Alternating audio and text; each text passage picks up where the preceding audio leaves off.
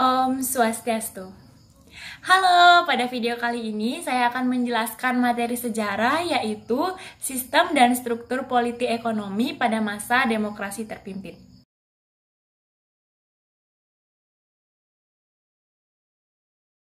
Materi yang pertama yaitu kondisi politik pada masa demokrasi terpimpin. Masa demokrasi terpimpin identik dengan Dekret Presiden 5 Juli 1959. Pada saat itu, konstituen yang memiliki tugas merumuskan UUD baru sebagai pengganti UUD 1950, konstituen itu gagal menjalankan tugasnya. Maka dari itu Presiden Soekarno mengeluarkan Dekret Presiden dengan upaya untuk menyelesaikan masalah negara yang semakin mengkhawatirkan. Perlu teman-teman ketahui bahwa pada masa demokrasi terpimpin ini, kekuasaan presiden itu sangat besar dan mutlak, teman-teman. Sedangkan aktivitas partai itu dibatasi ya, berbeda dengan demokrasi liberal. Oleh karena itu, kekuasaan presiden pada saat itu yang mutlak, makanya penataan kehidupan politik itu menyimpang dari tujuan awal negara yaitu demokratis, malah menjadi sentralis. Masih pada bagian kondisi politik, ini ada kebijakan-kebijakan pada masa demokrasi terpimpin. Ini semua kebijakan dibuat oleh presiden. Saya bagi menjadi dua, ada kebijakan dalam negeri dan kebijakan luar negeri. Kalian bisa lihat di tabel, udah lengkap banget.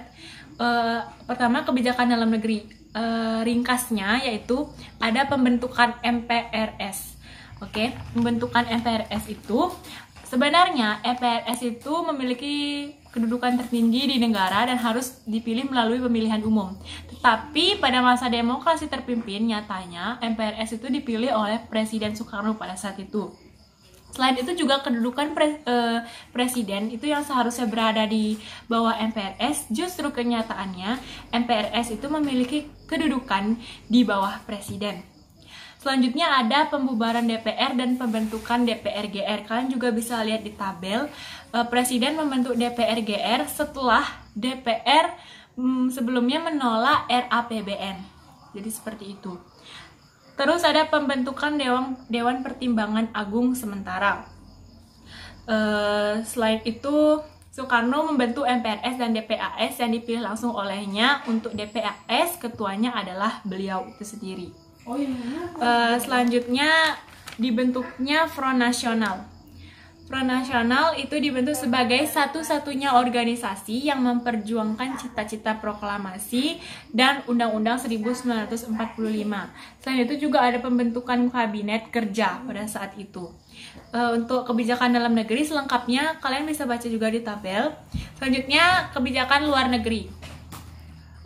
Pada awalnya Indonesia menerapkan politik mercusuar, yaitu pengadaan proyek-proyek besar untuk mengangkat Indonesia menjadi negara yang terkemuka. Melalui politik mercusuar ini lahirlah istilah-istilah yaitu seperti old default, yaitu negara-negara kapitalis yang cenderung kolonialis. Istilah yang kedua ada NEVO, yaitu negara-negara anti-kolonialis dan anti-imperialisme. Itu akibat dari penerapan politik mercusuar. Selanjutnya, Indonesia juga menerapkan politik lain, yaitu politik poros. Politik poros itu adalah Indonesia melaksanakan hubungan istimewa dengan RRC, Poros Jakarta Peking, dengan Kamboja, Vietnam Utara, dan Korea Utara juga, yang disebut juga dengan Poros Jakarta Phnom Penh, Hanoi, Peking, dan Pyongyang. Selanjutnya kita akan masuk ke subbab yang kedua, yaitu pembebasan Irian Barat. Dalam pembebasan Irian Barat ini, Indonesia banyak sekali berjuang. Terus Indonesia itu berjuang dalam 3 cara ya, melakukan dengan 3 cara. Yang pertama diplomasi, terus konfrontasi ekonomi, dan konfrontasi militer. Yang pertama kita bahas jalur diplomasinya. Diplomasi itu termasuk dalam perundingan dilakukan melalui perundingan bilateral, sidang PBB, dukungan dari negara peserta KAA, dan sidang Majelis Umum Menteri Luar Negeri RI. Jadi pada saat itu benar-benar menggunakan perundingan. Tetapi dengan perundingan ini tidak berjalan langsung karena Belanda selalu mengingkari perjanjian-perjanjian pada perundingan itu. Maka Indonesia memilih jalan yang kedua, yaitu konfrontasi ekonomi. Konfrontasi ekonomi dilakukan upaya memblokir kebutuhan Belanda di Indonesia atau dilakukan dengan pengambil alihan perusahaan-perusahaan milik Belanda, seperti melarang media cetak dan film berbahasa Belanda. Nasionalisasi perusahaan Belanda di Indonesia mengalihkan pusat pemasaran komoditas RI dari Rotterdam. Terus karena dengan konfrontasi ekonomi itu tidak berjalan baik juga, makanya Presiden Soekarno memilih jalan selanjutnya, ya, jalan terakhir, yaitu konfrontasi militer, perang. Konfrontasi militer ini dilakukan pemutusan hubungan diplomatik dengan Belanda. Soekarno membentuk Komando Mandala pada saat itu namanya, yang dipimpin oleh Maijen Soeharto. Teman-teman bisa baca di slide ya.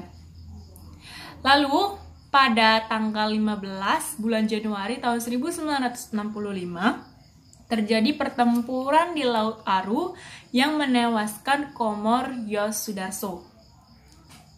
Jadi saat itu menewaskan Komor Yosudarso pada pertempuran di Laut Aru, namanya juga konfrontasi militer. Lalu tanggal 15 bulan Agustus tahun 1962 dilakukan perjanjian New York. Oke, selanjutnya akhir dari pembebasan Irian Barat. Pada saat itu Indonesia berhasil memaksa Belanda maksudnya untuk melepaskan Irian Barat. Lalu perjanjian New York itu berhasil ditandatangani. Nah, sesuai dengan perjanjian New York pada saat itu proses pengambilan Irian Barat dilakukan dengan tahap-tahap sebagai berikut. Yang pertama, mulai tanggal 1 Oktober 1962 kekuasaan Belanda atas Irian Barat itu berakhir.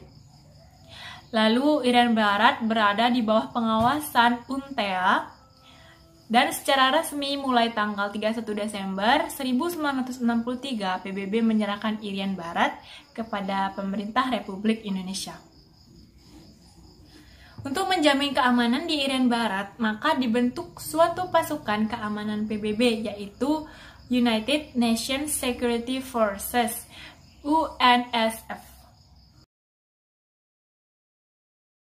Zaman demokrasi terpimpin, keadaan ekonomi Indonesia itu sangat suram. Jadi pemerintah itu menerapkan kebijakan-kebijakan. Nah, ini adalah kebijakan-kebijakan yang pertama, pembentukan Depernas dan Bapenas. Upaya perbaikan perekonomian di Indonesia dilakukan dengan pembentukan Depernas dan juga Bapenas. Depernas kemudian menyusun program kerjanya berupa pola pembangunan nasional yang disebut sebagai pola pembangunan semesta berencana dengan mempertimbangkan faktor pembiayaan dan waktu pelaksanaan pembangunan. Pada tahun 1963 dibentuklah juga Bapenas sebagai pengganti Depernas. Tugas Bapenas adalah menyusun rencana pembangunan jangka panjang maupun jangka pendek. Kebijakan yang kedua ada penurunan nilai uang. Untuk membendung inflasi dan mengurangi jumlah uang yang beredar di masyarakat pada tanggal 25 Agustus 1950, pemerintah mengumumkan penurunan nilai uang. Terus gimana sih penurunan nilai uang tersebut? Sebagai contoh nih ya, untuk uang kertas pecahan 500, nilainya akan berubah menjadi 50, begitu seterusnya. Terus kebijakan yang ketiga, melaksanakan deklarasi ekonomi atau DEKON. Pada tanggal 28 Maret 1963 dikeluarkan landasan baru bagi perbaikan ekonomi secara menyeluruh, yaitu deklarasi ekonomi atau DEKON. Kebijakan yang keempat yaitu pembangunan proyek mercusuar. Keadaan perekonomian itu kan semakin buruk karena pembengkakan biaya proyek mercusuar. Proyek mercusuar Soekarno adalah proyek pembangunan ibu kota agar mendapat perhatian dari luar negeri.